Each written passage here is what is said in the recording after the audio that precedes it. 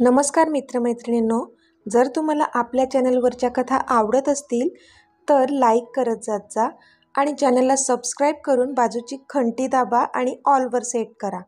म्हणजे जेव्हा जेव्हा मी नवीन व्हिडिओ किंवा कोणतीही नवीन पोस्ट अपलोड करेन तेव्हा ती सगळ्यात आधी तुमच्यापर्यंत पोहोचेल. धन्यवाद. तर वळूया आपल्या कथेच्या पुढच्या भागाकडे. डू यू फील बेटर नाव? त्याने एक नजर तिच्याकडे पाहून विचारलं.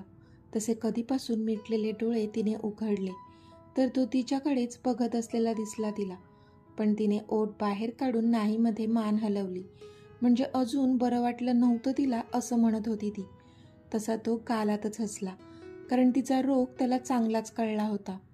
मग मात्र त्याने तिला अजूनच जवळ ओढलं आणि मग तो कधी तिचा खालचा ओठ तर कधी वरचा ओठ हळुवारपणे चोखू लागला आणि तिला आनंद देऊ लागला.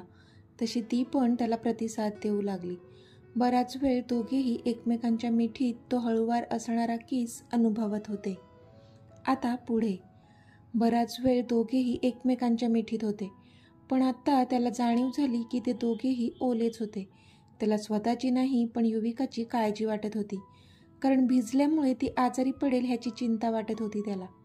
स्वीटी, वेट. त्याने त्याची मिठी सैल केली आणि तो इंटरकॉमकडे जाऊ लागला. पण तोच तिने त्याचा हात पकडला आणि त्याला थांबवलं. तसा तो जागीच थांबला. पण त्याला तिच्या डोळ्यात नशा स्पष्ट दिसत होती. अजूनही ती नशेतच होती. तिने डोळ्यांनीच त्याला इशारा केला, पण त्याला काही कळलंच नाही. व्हॉट? त्याने एक भुवई उंच करून विचारलं. तसं तिने तिच्या गालावर बोट ठेवलं आणि त्याला नजरेनेच तिथे किस कर म्हणून सांगितलं. तसा तो गालात हसला आणि तिच्या जवळ जाऊन त्याने तिच्या गालावर किस केला आणि तिथून जाऊ लागला. पण पुन्हा तिने त्याला थांबवलं आणि आत्ता ती पाठी वळली. त्याला कळलं काय करायचंय. त्याने तिच्या उघड्या पाठीवर त्याचे ओठ टेकवले आणि आता आपण इथून निघून गेलेलं बरं असंच त्याला वाटलं, कारण हिच्या डिमांड वाढतच चालल्या होत्या आणि त्याला स्वतःचा कंट्रोल सुटू द्यायचा नव्हता. पण पुन्हा तिने त्याला थांबवलं. आता काय युवी? त्याने विचारलं.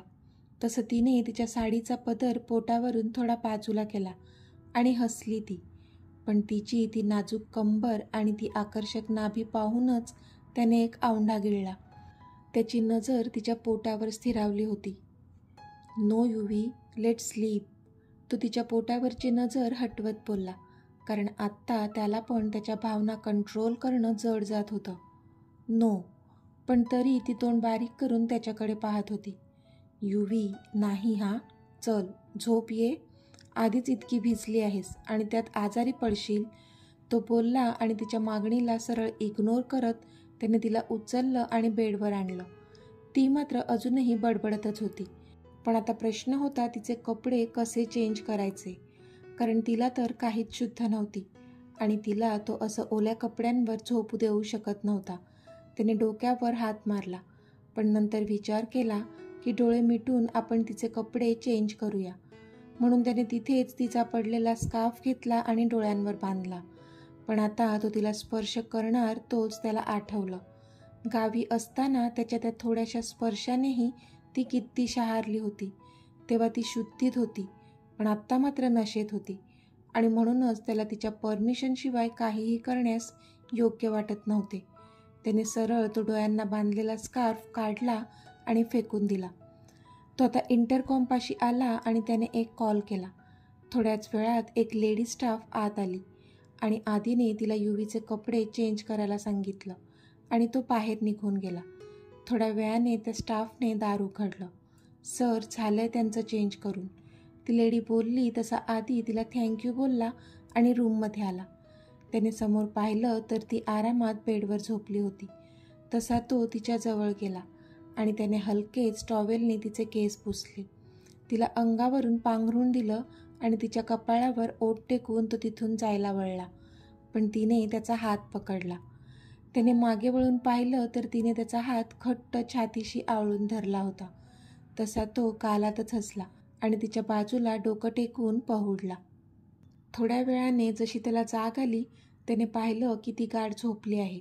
तसं अलकत त्याने स्वतःचा हात तिच्याकडून सोडवून घेतला आणि तो जाऊन बाजूच्या सोफ्यावर आडवा झाला. सकाळी सकाळी तिला आधी जाग आली. तसं स्वतःचं डोकं घट्ट पकडतच ती उठली.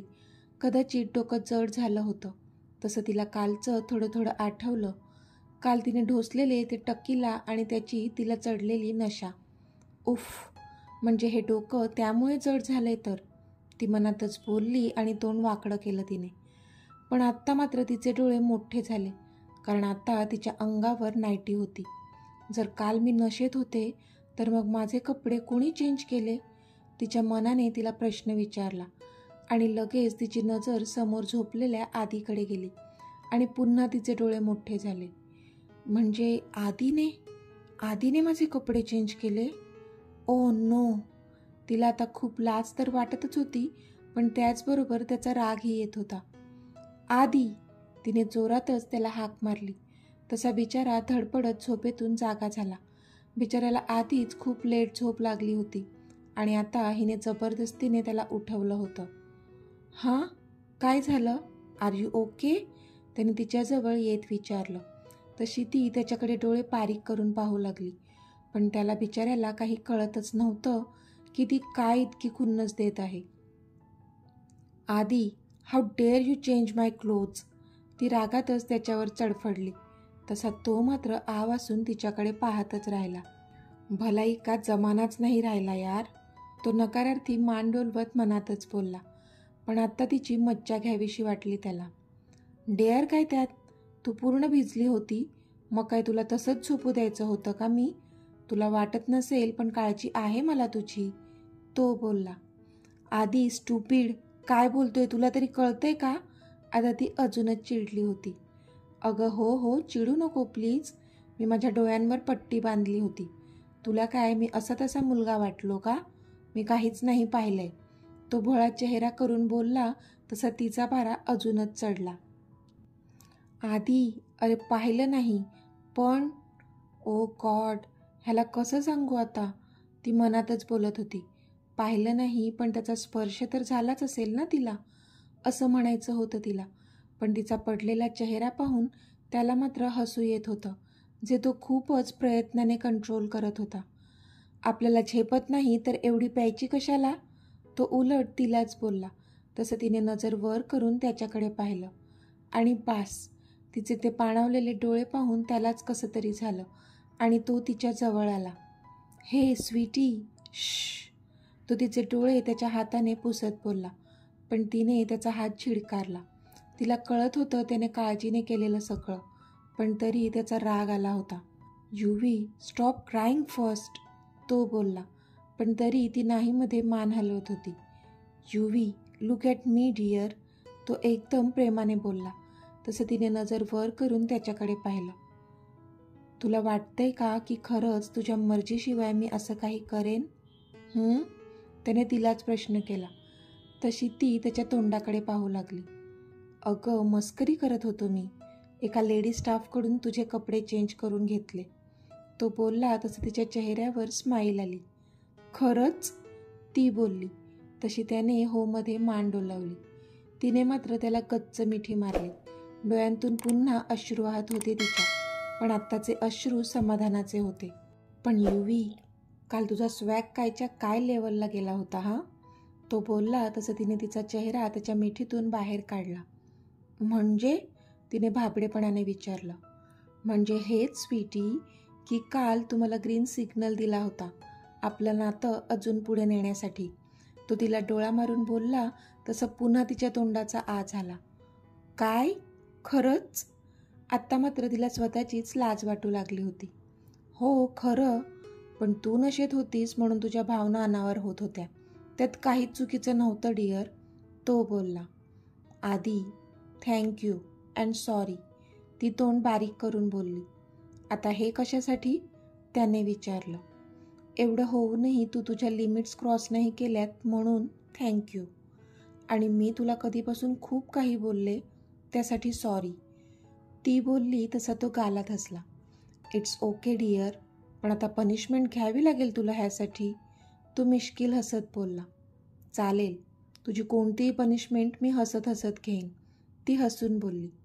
बघ हा, तो बोलला. हो डिअर, तू दे कोणतीही पनिशमेंट, ती बोलली. बरं, वेळ आल्यावर सांगतो काय पनिशमेंट देईन. ओके, आता जरा आवरा पटापट, आपल्याला निघायचं आहे, तो बोलला.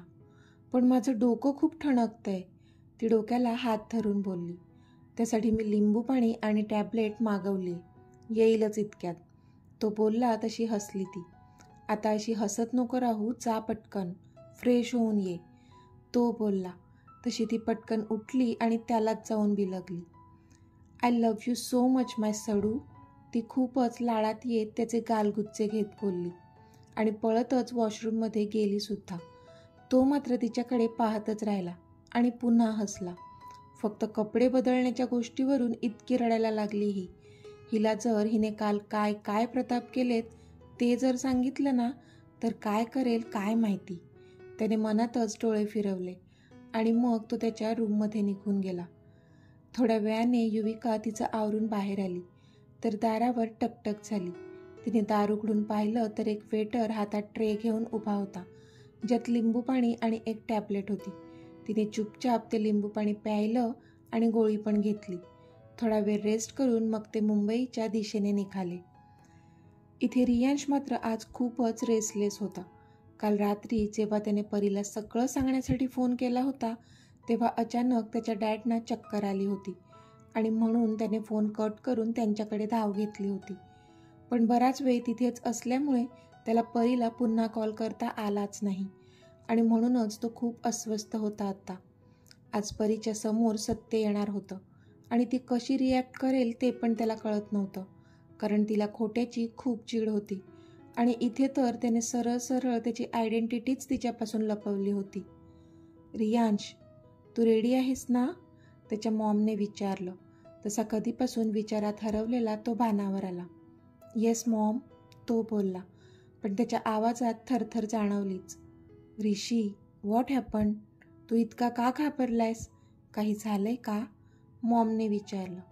नो मॉम, नथिंग, चल, तो चेहऱ्यावरचा घाम पुसत बोलला.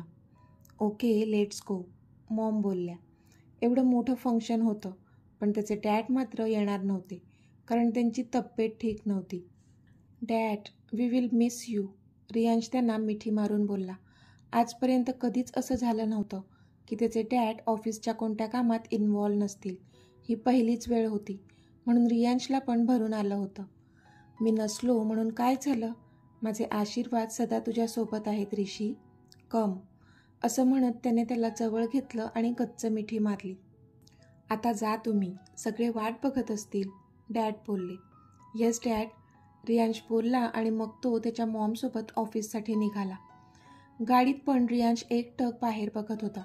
त्याला राहून राहून परीचं टेन्शन आलं होतं. तिच्यासमोर हे अचानक असं सगळं येईल असं कधी त्याने विचारच केला नव्हता, पण आत्ता मात्र त्याचा नाईलाज होता. त्याला समोर जावंच लागणार होतं. त्याने आधीला पण फोन केला होता पण त्याचा फोन लागलाच नव्हता, नाहीतर आधीने त्याला काहीतरी आयडिया दिली असती. पण आत्ता मात्र त्याला Riyansh Rajat Raheja, CEO of Raheja group of industries म्हणून परीच्या समोर यावंच लागणार होतं. परी पण घरून निघाली होती. तिला पोहोचायला अजून वेळ होता, पण रियांश आणि त्याची मॉम दोघे ऑफिसमध्ये पोहोचले होते. पण फंक्शन सुरू होण्यासाठी अजून वेळ होता, म्हणून ते दोघे रियांशच्या केबिनमध्ये बसले होते. परी आता ऑफिसला पोहोचली होती आणि ती त्या हॉलमध्ये जाऊन तिच्या बाकीच्या कलिगसोबत बसली होती.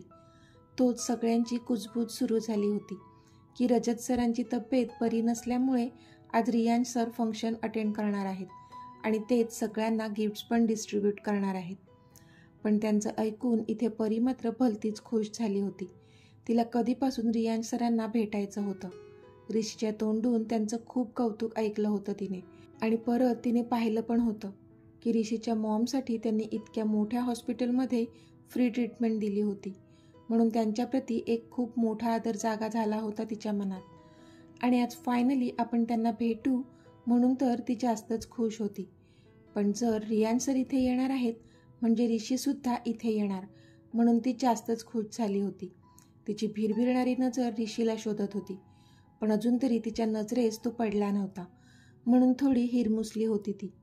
इतक्यात अनाउन्समेंट झाली. Please welcome our honourable ma'am Mrs Ritika Rajat Raheja and the CEO of Raheja Group of Industries, Mr. Riyansh Rajat Raheja. तसेच सगळ्यांच्या नजरा मेन एंट्रन्सकडे वळल्या. सगळ्यांसोबत आता परी पण खूप एक्सायटेड होऊन एंट्रन्सकडे पाहत होती. तर मित्रमैत्रिणींनो, आजचा भाग तुम्हाला कसा वाटला ते मला कमेंटमध्ये सांगा. आणि जर आवडला असेल तर व्हिडिओला लाईक करा, शेअर करा आणि चॅनलला सबस्क्राईब करून बाजूची घंटी नक्की दाबा. चला तर भेटूया आपल्या पुढच्या भागात. तोपर्यंत धन्यवाद.